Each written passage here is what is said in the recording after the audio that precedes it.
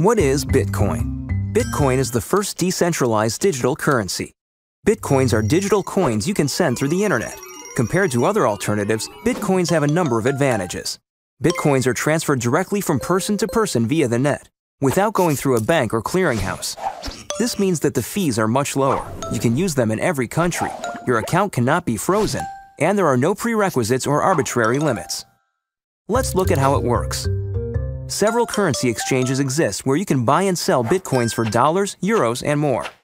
Your Bitcoins are kept in your digital wallet on your computer or mobile device. Sending Bitcoins is as simple as sending an email, and you can purchase anything with Bitcoin. The Bitcoin network is secured by individuals called miners. Miners are rewarded newly generated Bitcoins for verifying transactions. After transactions are verified, they are recorded in a transparent public ledger. Bitcoin opens up a whole new platform for innovation. The software is completely open source and anyone can review the code. Bitcoin is changing finance the same way the web changed publishing. When everyone has access to a global market, great ideas flourish. Bitcoins are a great way for businesses to minimize transaction fees.